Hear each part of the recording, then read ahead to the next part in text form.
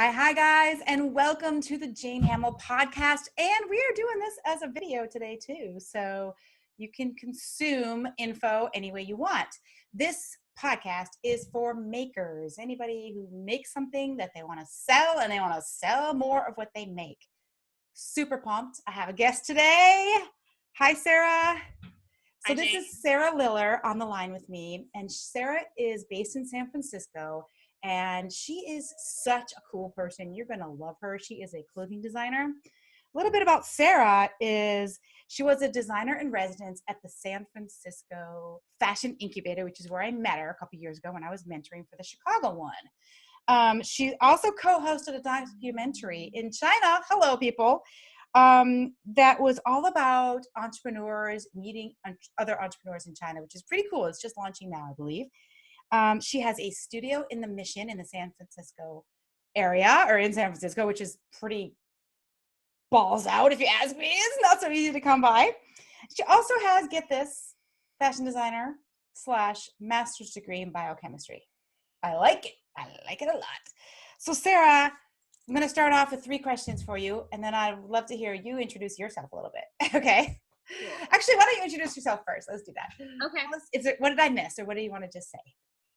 So hello, everyone. So I have a master's degree in biochemistry, and when I was younger and going through that whole program, I realized, God, I don't want to effing do this. So what do I want to do with my life? And the only thing I've ever really been interested in is fashion. So I applied to Parsons Design School in New York, and I got in. And so I was like, oh, I have to do this, right? That's so cool. So I moved to San Francisco after school about 7 years ago, and I started my business 5 years ago. And over the course of that, I've been kind of doing product development, getting into factories here in San Francisco, and making my women's wear line, which is all made here. And the fabric's actually milled in North Carolina. So it's a totally made in the USA product. Woo, sweet. That's America, baby. Hey, yeah. Can you show us your jump? Aren't you wearing your jumpsuit? Oh, your bestseller? Yeah, I want to see it. So cozy and comfy. Yeah. So my bestseller is this jumpsuit. Basically, the whole thing is about versatility. Everything has pockets, which I know all women can understand and appreciate. Let's talk about pockets. I mean, seriously, yes. Yes. Hey, okay, so I want to get into when I reconnected with you less than a year ago in San Francisco, but 3 questions to start us off, okay? Okay. Dogs or cats? Cats. Wine or beer? Oh, both. Can I answer that way? Golden State Warriors, Giants, or 49ers? Don't care. Actually, my husband is a St. Louis Cardinals fan, so I have to kind of go with that. Oh, that's too bad. Sorry. Yeah, sorry. Yeah, well, Cubs fan over here, so there you go. Yeah. All right, girlfriend. So I'm going to just recreate the scene where I ran into you at a fabric show. It was actually the DG Expo show in San Francisco last November. So yeah, 10 months ago or so, right? And I had known you from the incubator. We talked for a bit, and you seemed overall pretty good, but definitely frustrated. Mm-hmm. So can you take us back to that time? You had your business for a while. You had your website up, and I don't think things were what you had hoped at that time. And if I'm wrong, just let me know, but that's how I kind of felt it. Yeah, so I had this great product that I was developing, and I'd gotten to the point where it was great. I had a great website, but no one was really buying it. And that was really frustrating for me. And, you invest so much money in your business, especially when you're first starting out, and you just think well, God, when am I going to make more money? And I knew that the product was good, but what I was really scared of was marketing. I didn't know where to start. I had no idea who my target customer was. I had no idea how to speak to them, even the vague idea that I had. And I was just kind of scared, really scared of putting myself out there and the rejection of people saying no. And so you had some wholesale accounts, right? That were going well, right? Yeah. And were you getting reorders? I was. I know my stuff sells like crazy. Like it retails really well. But I think it's like the difference between wholesale and online is that like in wholesale, I go into a store, right? And I show it to a buyer and they feel the fabric and they see it and they're just like, yes, I get this. This makes sense to me. But I think it's harder to convey that message online because my thing is kind of simple. It's very tangible. Like the fabric is really what it's all about. Yeah. And also like I didn't have like a brand voice. Like there was no story there. It was just like, here's some clothes. Please buy these things. And that was it. Right. So tell me this though, when I ran into you that day and you're frustrated and you're like, I don't know, my site's fine. No one's buying. Did you Yeah. know any of these things? Did you know, like, I don't know who like, were you actively thinking, I don't know what I'm doing here? Or were you like, everything's fine. And why aren't these people buying? Like, what did you know back then? I knew that I had no idea what the hell I was doing. Okay. Yeah.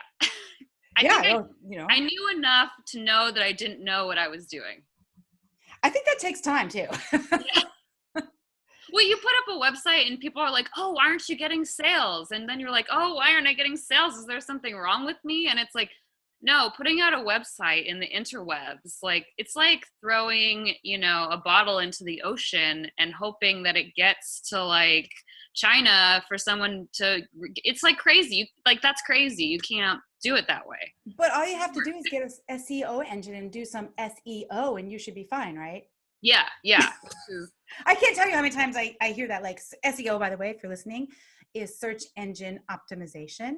And it used to be a lot more important, I think, with finding sites, but now it's more about your content and blogging and things. By the way, for those of you listening on the podcast who didn't get to see Sarah's jumpsuit, I'll hook it up in the show notes. All right. So just go to janehamill.com, look for podcast and, search for Sarah, she'll come up. But I don't want you to miss the visuals if you want to see it because it's really righteous. Okay. So you have your site up. So to be fair to yourself, you had great confidence in your product. I think a lot of people, we don't always have that. I know there's been times where I thought I was a terrible designer, my stuff sucks, and why would anyone buy it anyway when you could just go to Banana Republic? I've been there, So what happened? So that's a year ago. What's going on now? How's the business going? Like overall? The business is great. Like within the last 9 months, I have gotten my site to a point now where I'm getting about 1 to 2 sales a week, which has happened in the past couple months.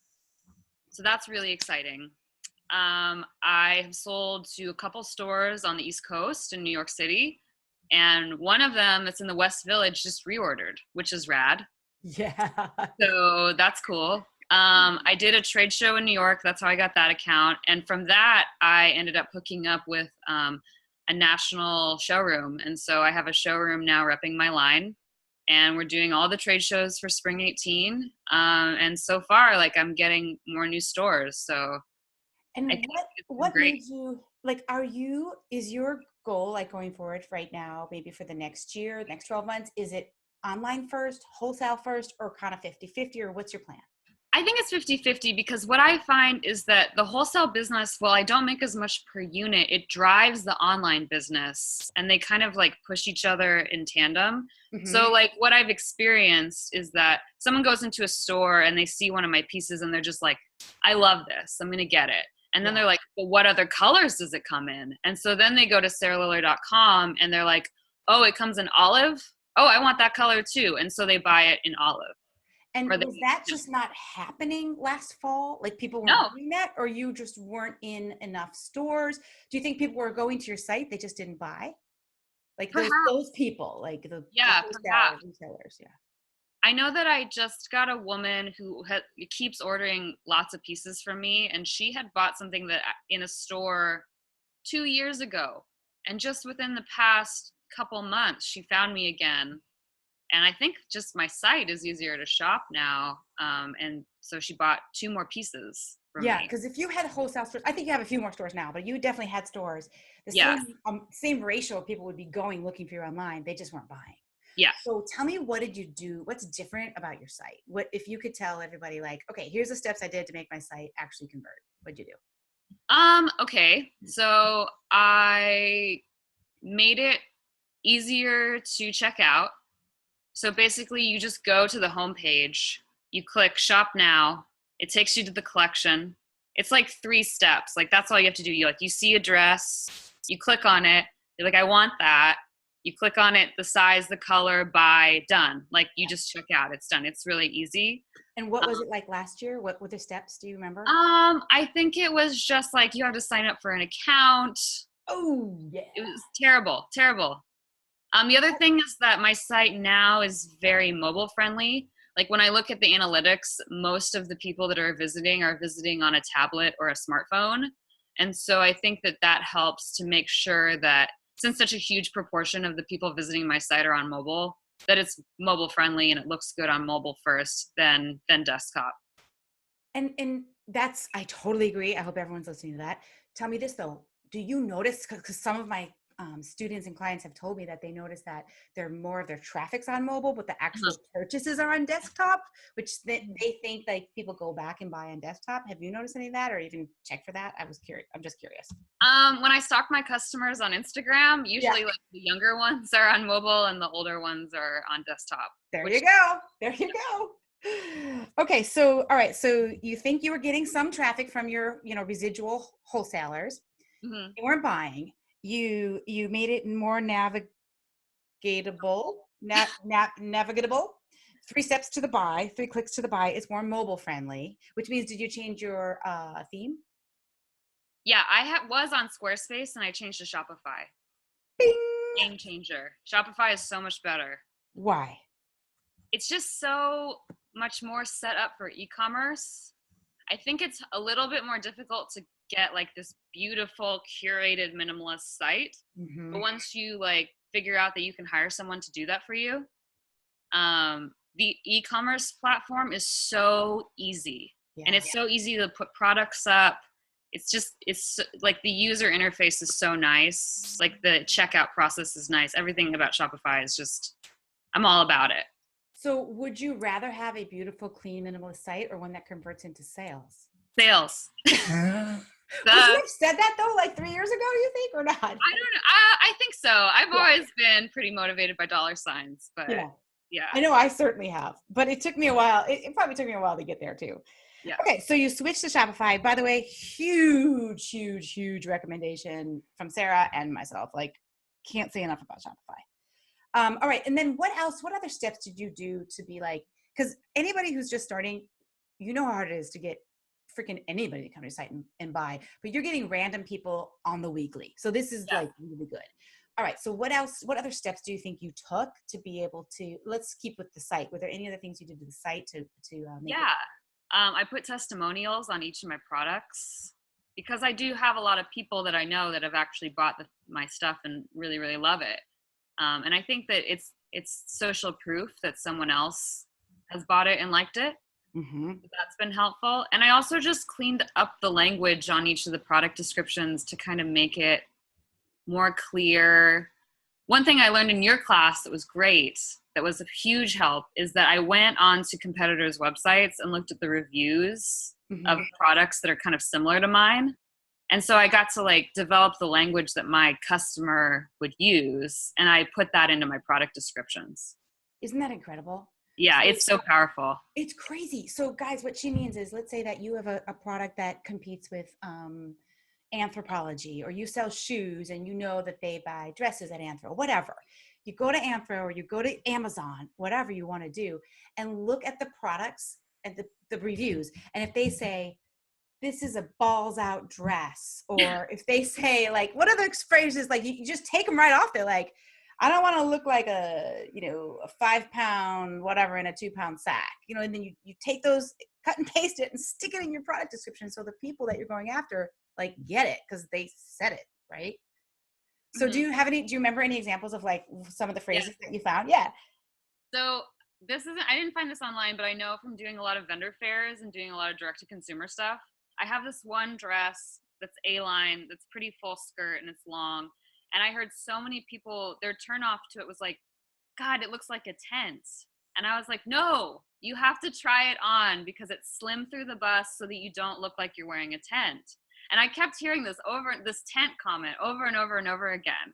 And so I put that in my product descriptions, like, This is an easy to wear, flattering, forgiving dress, and it doesn't look like a tent. I know that dress you're talking about because I Yeah. was looking at it thinking I'm going to buy it. And I thought I'm going to look pregnant or like, it looks like it. I know. I was just looking at that, Sarah. That is funny. Yeah. All right. I'm going to link to that dress, by the way. All right. So when we're done, can you send me the product link? Yeah, totally. Okay. It's not a tent. And so she makes it super clear. It's not a freaking tent. Okay. So you fixed up your site. That was huge. But before you could do that and even figure out the language that you wanted to use or what do you want to say to these people? What did you, because I know you said when you started, you said, I really had, no one was buying stuff on my site. My site was what I thought a great website. I had no idea what I was doing or who my customer was. Yeah. So what does that really mean? I had to pick somebody to sell to because when you're trying to sell to everyone, you'll go crazy. There's just no way to do that and not go crazy, logistically. So I had to really look at like not just the people that buy my stuff, but who I want to sell to. Mm-hmm.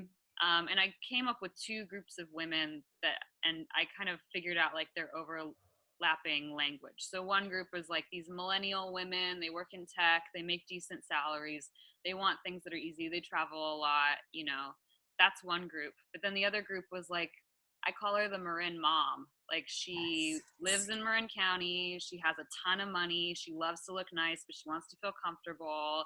And again, she travels a lot and she just needs to look nice when she picks up her kids or goes to dinner with her husband or whatever, but it's like a more casual lifestyle. But it's so interesting because if you look at the psychographics of these two people, they're dressing for completely different reasons. Exactly. Yeah. So how did you do that? Did you have like some of the verbiage geared towards the young one and some towards the Lululemon lady? Yeah, I kind of split up the marketing messages, like especially on my Instagram and stuff, to kind of try to cover all my bases. I meet the good thing that I've been doing over this past years, I've done a lot of direct to consumer shows. So I meet these people. Yeah. And I get to ask them, they talk to me and describe my clothes to me, which is amazing. Yes. So like you can kind of pick and start hearing the same things over and over and over again from the same people. And so it's, just speaking this language of marketing that's like, these like 10 words that I keep hearing over and over and over again that are like so kind of they're actually teaching you your marketing message. Exactly. Yes. If you listen. Yeah. God, that's so interesting too. And surveys can be another way to figure that out. I know I just surveyed the people in our Sell More Products course to be like, okay, you took this a while ago now. How's it going? Are the results still sticking with you, whatever? And the responses were so interesting. And they use words I would never use. And so that I got to put that in the marketing because these are the people doing it, not me as the like, whatever I am over here teaching it, Yeah. Okay. So then let's talk about shows for a second. So I know you were doing a lot of shows. Back then when, a year ago, was it a priority for you to do the shows and then get those people on your email list? Were you trying to bring them from an offline event to the online stuff or what were you doing? A year ago, I wasn't doing shows. Okay. And the few shows that I did do, I was not good at capturing emails. It's crazy when I think back to myself back then, like I would sell a piece and instead of being like, hey, you want to stay in touch? Like, why don't you sign up for my email list? I'd be like, thank you. Okay, bye. And it's like, why was I so scared to ask? It was so weird. But anyways, I'm over that now. Do you think you didn't know you were supposed to or? No, I think it was like just feeling, because I feel like it's a lot to ask to get on an email list because it's annoying. Email lists can be really annoying. And so I didn't want to be annoying. That was my big thing. Oh, I don't want to be annoying. Oh, but now I'm like, you can always hit unsubscribe. Doesn't hurt my feelings. It's just part of having an email list. But now that I've been doing these shows, I'm really good about making sure people sign up for my email list. And if they make a purchase, I put a little star by their name. And I put them on a special segmented list so that those are people that I know have bought in the past and actually are more likely to buy in the future. And then I also have the people that are just kind of interested. And then sometimes they buy as well later after the show. So, what do you do? I love, by the way, she's segmenting her list, which is, a little advanced. So if you're just getting your email list going, don't be worried that you have to do this right this second. But Sarah, what do you do with the buyer list versus the everybody list? The buyer list, I market to a little more heavily. So it's a little more sales driven. Mm-hmm.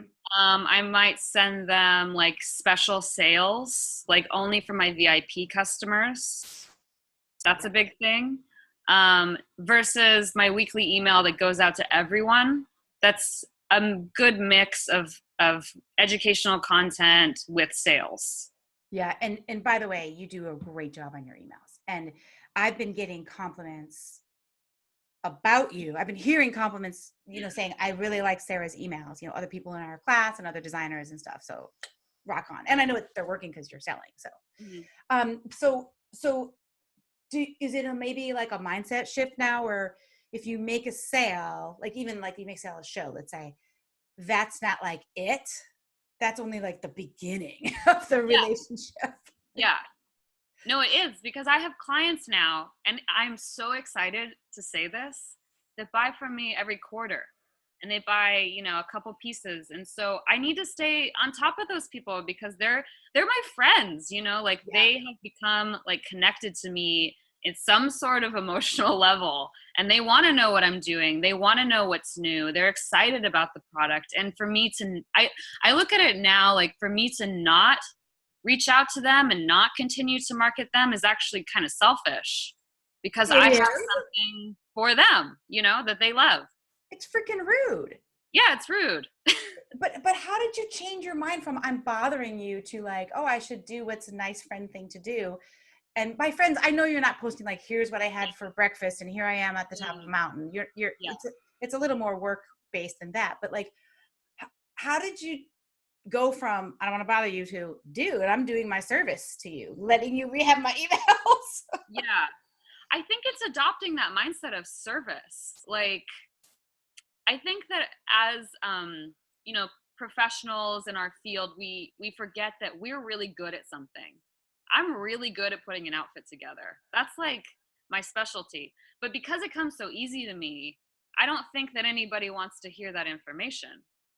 But I would have people email me back like, oh my God, thank you. I had no idea what shoe to wear with this. Like, oh my God, thank you so much. I had no idea, I'm going to do one soon that's like what underwear to wear under jersey, because people ask me that question all the time. No one knows. Oh my God, that's great. Yeah. So just like silly. I mean, it seems silly to me, but I think I really want to help people and like have this, service attitude towards my customers. So it's kind of like you adopt this idea that you're not just selling things. You're trying to educate people about your product, about fashion, about life. And when you come from this place of education, it's not so much like, oh my God, they're rejecting me, or, oh my God, I'm going to bug them. If they don't want the content, then they'll delete the email or they'll unsubscribe, and it's not a big deal, Yeah. It's fine. Yeah, but it takes a little confidence to get to that point. It just takes, well, actually you're right. I don't know if it takes confidence. It takes coming from like a mindset shift. Yeah. Where like there's a time to like entertain and inform and a time to sell, and they don't have to always be at the same time, Yeah. Exactly. So picking someone to sell to, you mentioned, like, I think we all start out just being like, freaking, I'll take anybody, man. If you have money, please buy something from me. But then you realize, okay, so I'm going after like my mom and Jane's sister, and they're all like not the same person who would buy, right? Mm-hmm. So choosing a customer means you're kind of rejecting other people who might buy, but you don't know. So I think a lot of people get stuck on this. They don't want to pick someone because they're afraid to leave somebody out and lose a sale. Is there anything you can say about that? If someone really wants to buy your product, they're going to buy your product. But I think to save your sanity and to like go on a website and look at it and be like, this makes sense. I know who buys this. Mm-hmm. And the other thing is like, you don't want everyone really to like go to your website if they don't like it. Like you want to actually like turn some people off. Like someone who shops at Walmart that's not going to spend $200 on a jumpsuit, if they land on my website, I'm not going to market to them because they're not going to buy anything. Right. So it's just kind of like you have to be selective, mostly for your own sanity, but also because I think to have a cohesive brand, you need to know who you're marketing to. And would you say somebody who hasn't really chosen a customer, and I hear this a lot, like, well, I want to have a lot of different ages of models and different body types so everybody can see they can wear it. And right away I'm like, oh, you're not Ralph Lauren. But what do you say to someone who's like they if you don't have any customers, people want to throw a wide net, right? You have a pretty narrow net because you're smart and you've been working at this and you're figuring it out, right? But how do you not do a wide net when you don't have any customers? Do you think it would be better to start it like that if you were going to do it over, or no? No, I think that it's better to narrow in on someone. I mean, assuming we don't all live in caves, you do know someone, right? Like, you know, a lot people, and probably at least one of those people is the type of person that's going to buy your stuff. And so I think it's just easier to start somewhere with your marketing. If you think of this person in your mind and you're like, I'm talking to that person. And it can always change. I think that's the other thing, is that you get so scared when you're starting a business that you're like, I'm going to pick this person and it's forever. And if it doesn't work out, I'm never going to make any money. But it shifts. Like, I've realized, oh, you know, I should shift the age range up a little bit, because actually, like, women in their 40s need clothes and they have money and they love my product. So, you know, it's like kind of shifting around. It's always shifting. You're always like getting new information and readjusting. And, you know, it's like your GPS. Yeah, right. And maybe you go off course a little bit, but it recalculates, you know, and so you're constantly recalculating in your business. Remember in the course when we were saying about a self-guided missile? Yeah. Yes. Yeah. So like, you're like, okay, if I'm gonna, you know, bomb something, and you set the things and it goes, but then you start to go off course and you're like, oh my God, I'm totally picking the wrong person. Or I'm, you know, I have my all of my stuff is talking about, yo, what's up, girl? And now my customer is 40. So I have to change the messaging and be more like, hey dude, whatever someone my age would say to each other. Then you just course correct. You're gonna get off course. Like people obsess on their logo and their colors on their website. Freaking change it next week. Nobody cares. Like, yeah, you're the only one who's watching all that closely. Do you? So can we talk about one more thing? One thing that I always try to tell people and explain is that people have to see that you're in business. Like, even if your site looks good and you can navigate, there are things that make people feel like comfortable buying with you that they don't even notice what that is. Like testimonials, you said, is a really good one. If you guys, I hope you paid attention. Sarah said she not only has the testimonials page, but she has some of these quotes on her product description pages. Genius. Okay. But are there sort of hidden things that you think are making people trust your site and actually buying now when they didn't before? Is there anything I'm missing here? Yeah. So I am much more engaged on social media than I used to be. I took a class called Instagram with Intention, and that really helped to help me understand Instagram and how people look at it, and what's important about it and all those things. And so I think the fact that I am so active on it, I respond to clients, I put up pictures of clients in my clothes, helps people understand, A, I'm still in business because I'm posting regularly. That's a big one. Yeah. And B, that, you know, I'm a real person. I'm just like you. You can relate to me. I understand what your life is like. So I think that level of trust is good. I also am pretty good at like putting myself out there. So a lot of the times my blog content is videos of me or pictures of me wearing the stuff. And, you know, I don't have a perfect body, but I do it. And I think people really trust the fact that I'm putting myself out there and like, look at this dress, look how good it looks, you know, so. Here's the thing I noticed about you too, that I think we all could learn from. You are incredibly authentic in the sense that some people younger like you want to portray that they have a certain life that they don't really have yet, right? Mm-hmm. Or like, I mean, I think people are getting kind of in trouble, for like faking it, like saying you're getting on a private plane, but it's a commercial plane, shit like that. You don't seem to ever try to pretend you're anything but you're not. And No. that kind of authenticity is like, I mean, it's just hard to get anything real these days, Yeah. I mean, I think in fashion, it's really hard because everyone's trying to be something that they're not. So I think it really speaks to people when you're like, look, I'm just like you. Yeah. I have issues. I have to get out of bed in the morning and get dressed and rush out the door and walk, half a mile to my studio and get on BART and get all sweaty. And I have to, I fly economy. Like, Yeah, right. These are real issues. I get it. I understand. I'm just like you, but I play with fabrics all day. And I was in the Chicago Fashion Incubator, and I did a documentary in China, and I have a master's in whatever. So like, I'm like you, but I'm just a little bit cooler. I think that helps, right? I guess. Yeah. And then since you have kind of the two demos, you have the millennial and then you have the Marin Mom. Mm-hmm. And if you guys are from a different country, whatever, Marin Mom means Marin County in San Francisco. And we're talking about like soccer moms with the luxury BMW and the Lululemon, this, I'm just guessing here. I mean, I've been there, but that's kind of it, right? A little cooler than what I'm describing probably. Interesting women, nothing, I'm not dissing on these, right? I'd love to be a Marin Mom, as a matter of fact. Let me move there right now from Chicago. I would be happy. Overlooking Glen Ellen or something.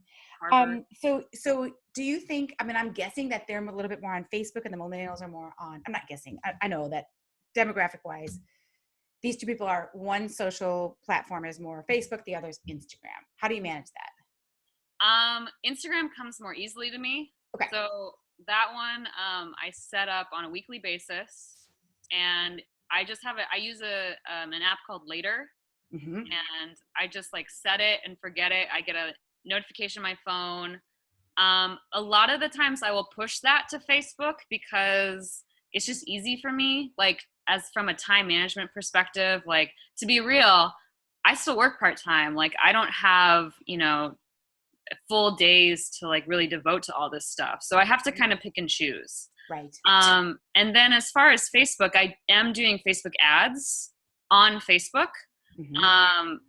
They're working. I'm starting to get the hang of them. Like, it takes a long time, and I finally think I've figured out the targeting that like is my people. Yeah, so I just have to like retarget those people and get sales. Okay, great. And then how I don't know how big your list is, or if you want to share that, but have you done Facebook ads where you upload your list and look for a lookalike audience? I've tried that, but I don't think my list is big enough yet. So you need to have at least 200 people, and I'm at like 250 right now.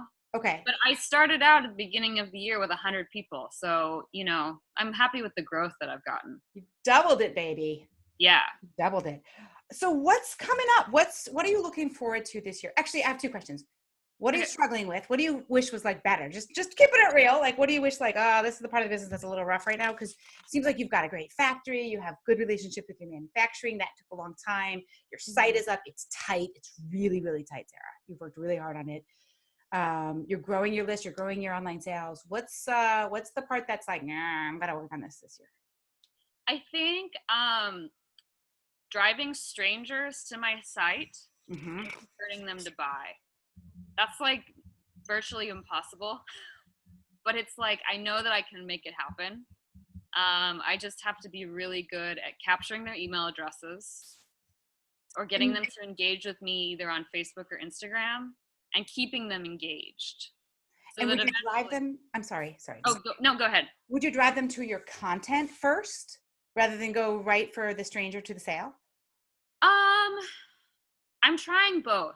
I'm experimenting still. I mean, this is still like, I'm definitely don't have this figured out yet, but that's the part that I'm trying to figure out is like what works best is driving them to content versus driving them to the site. Just experimenting. I'm taking the time to really like do it in a methodical way so that I can get data. That's my left brain. Get data and like analyze it and figure out what's going to work the best. Freaking data rules, because then you can't get emotional about it.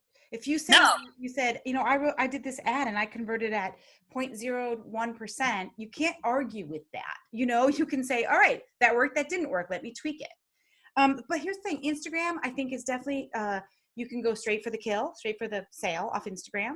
Facebook, I would totally recommend going for the content first and warming them up, because it's just, they're very different cultures, the two. Okay, so then what's on your schedule? So that's what's kind of something that you're going to work on, which I know you can do this. And then what's your growth plan? Like, what do you want to do in a year from now or 2 years from now? What turns you on? What's exciting for you? So I really want to grow my wholesale business, and I have a sales rep now. And so I think that that's going to be huge. I'm doing designers and agents in New York in like a week and a half, which is exciting. Awesome. So, did your rep pick that show out for you? Yeah, because last season I did Capsule, Mm-hmm. which is good because it's an inexpensive show. Yep. And I did get a really good account out of it and got exposure. But my rep told me that she doesn't really think that like they're the most serious buyers, which is just her opinion. Every show is different for every customer. Totally. So she always does designers and agents with her lines, and so I'm doing it. So we'll see how it goes. I have a feeling it's going to be better because just my product is more geared towards like really, really serious retailers that are all about retail and all about things selling through really quickly, as opposed to like these people with concept stores that just kind of want like an art gallery, which, no offense, but that's not who I'm working with. So yeah, no, hey, more power to you if you can have an art gallery. I know. That doesn't I'm totally jealous of those people, but I don't know about that. I don't know. Okay, and then so darn it, I had another question that was gonna be really good too. Oh no. Oh, you mentioned the Later app. It used to be Latergram, right? Is it LATR? LATER. Oh, it is Later with a year. Okay. Yeah. Are there any other apps that you just love that you think other people should know, other creatives? I do really like Facebook's business apps. I actually think that they're easier to use as far as like monitoring the success of your ads than their desktop for some reason. Oh, really? You mean like Ads Manager or whatever they call it? Like, they call it.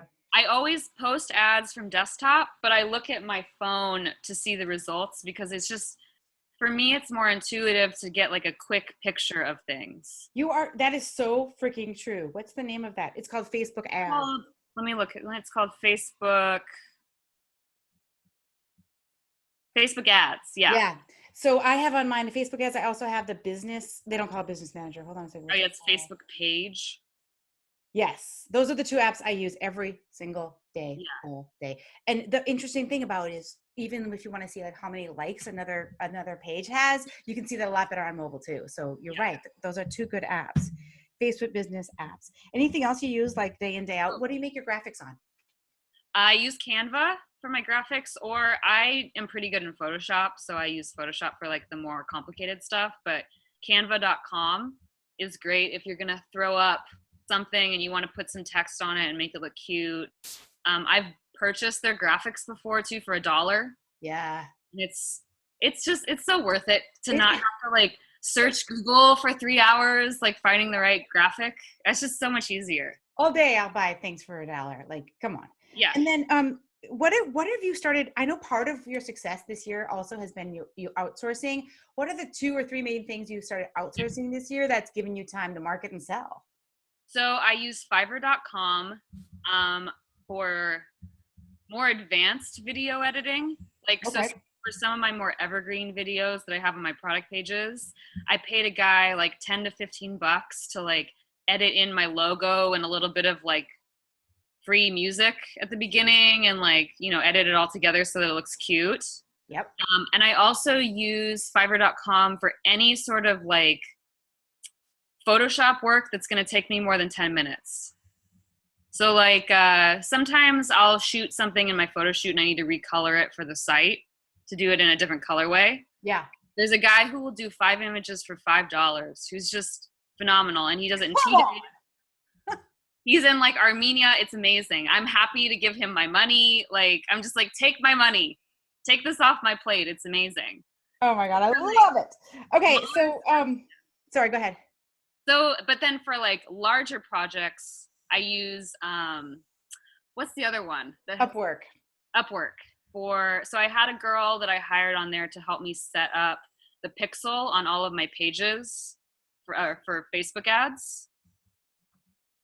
And I'll have her, like, the Facebook ads that are a little more complicated, like retargeting, that I'm just like, I don't want to have to teach myself this today. I'll just email her and be like, can you set this up for me? Here's the graphic, here's the copy. And then she just charges me like $20 an hour. It's awesome. Okay, so Sarah has been in my Sell More Products Online course. Little plug, we're starting a new session in a couple weeks. I will link to that, and maybe Sarah can tell us about it at the end here for a second. But I don't know if you remember, but a few months ago, like literally like 75 days ago, I did how to do a retargeting ad.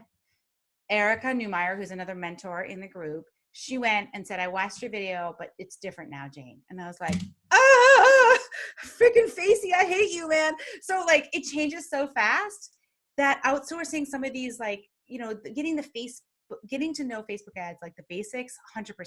But then when you get more complicated, I just hired a serious $2,500 a month Facebook ads person because I just don't want to manage my ads anymore. Yeah. I don't think you should need to start with that right away, guys, but I've been doing more ads for a long time. So, but like, The other thing is website editing. Like, one thing I hear, and I used to say this, I'm totally guilty of this myself, is like, someone critiques your site and you're like, oh, well, my theme doesn't do that. Oh, and it's like, there are people in the world that know HTML, that are familiar with Shopify, and you can pay them $18 an hour to edit your site for you. And it's so easy. They do it in a couple hours.